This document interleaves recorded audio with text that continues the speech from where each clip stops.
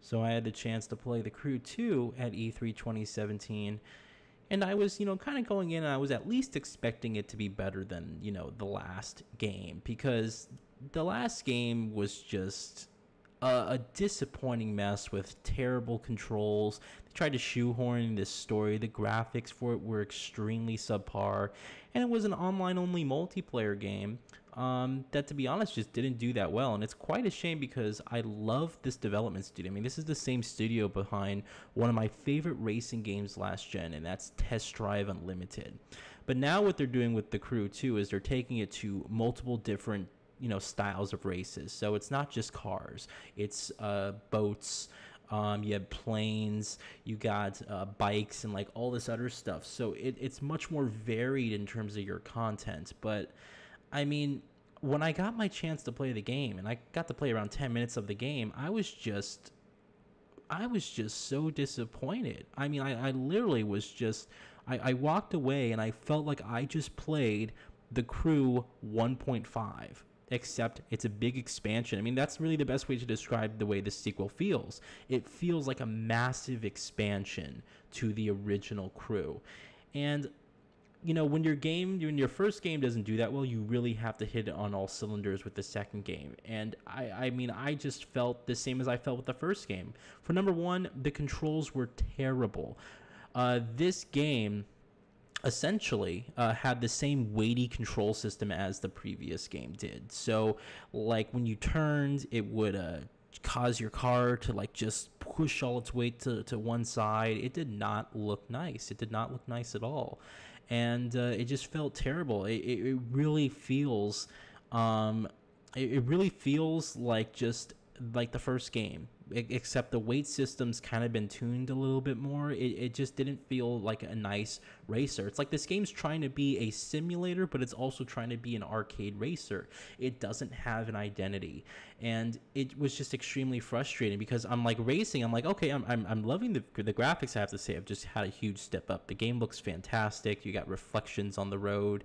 The water looks amazing with the speedboats.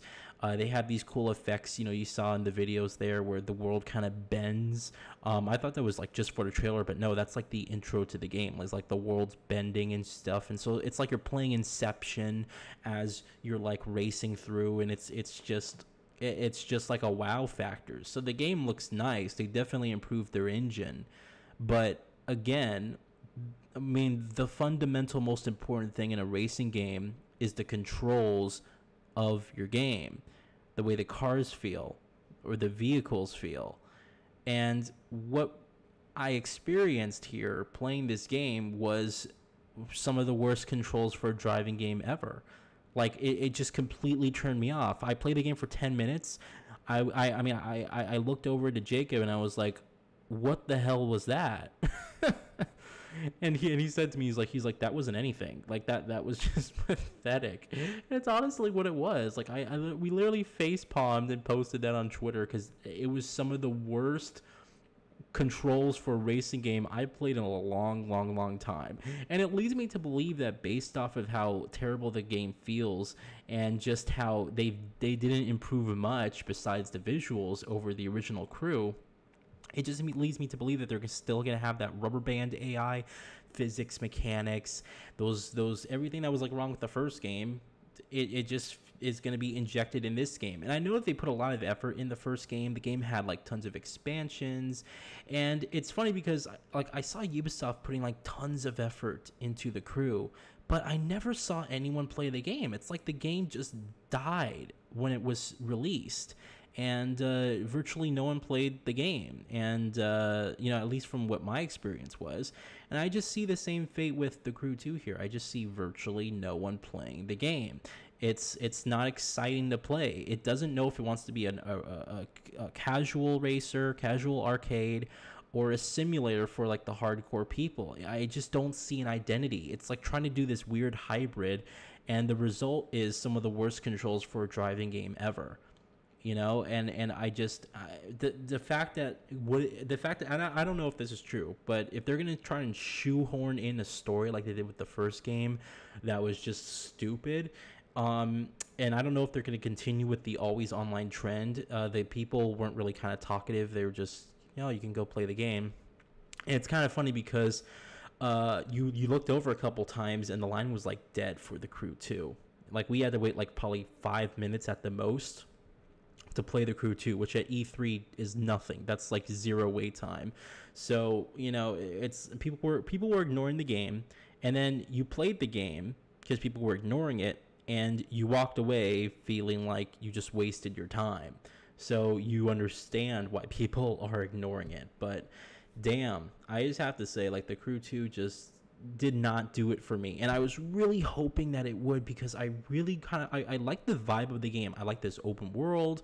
I like the way that you can take the whole car apart, and again, I have massive respect for the studio, which a lot of the guys behind the Crew made the Test Drive Unlimited series.